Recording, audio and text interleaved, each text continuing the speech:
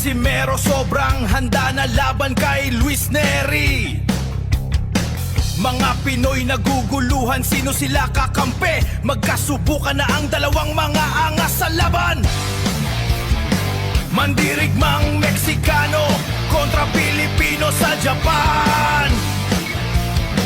Angas ng Pinas, laban! John Riel Casimero nasa Japan na nga ba para sa laban kontra yan kay Luis Pantera Neri? Muling naging maugong ang pangalan ng dating 3-division world champion na si John Riel Cuadualas Casimero matapos itong mag-post sa kanyang opisyal na social media account na isang video na kung saan makikitang pinagkakaguluhan siya ng mga boxing fans, partikular na ang mga Pilipino na naninirahan ngayon sa Japan. Sa kanyang Facebook reel, nag-iwan si Casimero ng isang mensahe ng pasasalamat. Filipino community in Japan, thank you. Salamat sa mainit na pagtanggap at pagsuporta. Sa nasabing video mga kwento ay kitang-kita ang nag-alab ng suporta ng mga fans na tila sabik na muli makita ang pambansang manununtok sa ibabaw ng lona. Ngunit sa kabila ng hiyawan at mainit na pagtanggap sa video, umuusbong ang isang malaking katanungan sa mga boxing analyst at kritiko. Nasa Japan na nga ba talaga si John Riel Casimero ngayon? Kung ating himayin at susuriin mabuti ang bawat anggulo ng video na ginamit ng kanyang post, malinaw na hindi ito isang recent video. Ang tagpong ito kung saan pinagkakaguluhan si Cuadualas ay naganap pa noong panahon ng kanyang naging laban kontra yan sa Japanese fighter na si Tomi Zukoshi. Ito ang mga sandali mga kwento na sariwa pa sa alala ng mga fans ang bangis ng buksingero sa lupain ng Rising Sun. At kung ang tanong naman ay kung nakalapag na nga ba si Casimero sa Japan para sa kanyang nalalapit at napakalaking salpukan laban yan kay Luis Pantera Neri ngayong darating na June 6, isang malaking misteryo pa rin ito. Sa kasalukuyan, nananatiling tikom ang bibig at walang anumang opisyal na payag ang Team Casimero. Walang nakakaalam kung nasaan silang lokasyon ngayon o kung tapos na ba ang kanilang huling yugto ng kanilang training camp sa Pilipinas. Sa mundo ng boxing kasi, normal ang ganitong estratehiya upang maiwasan ang psychological warfare, distraction sa mga media at para na rin mapanatili ang buong focus ng boksingero. Kaya naman, para sa mga taga-suporta at analyst, marapat lamang naigalang natin ang diskarte ng Team Casimero na wag mo nang isa publiko ang kanilang kinaroroonan.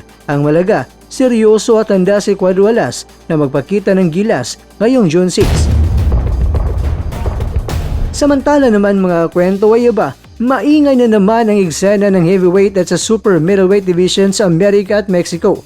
Bukas na inamin ng Mexican superstar na si Canelo Alvarez na pangarap niyang makakuha ng rematch laban niyan kay Terence Crawford. Isang bagay na ipinagtataka ng marami dahil may nakatakda pa siyang mapanganib na laban ngayong taon laban niyan sa pambato ng France na si Christian Mbelli.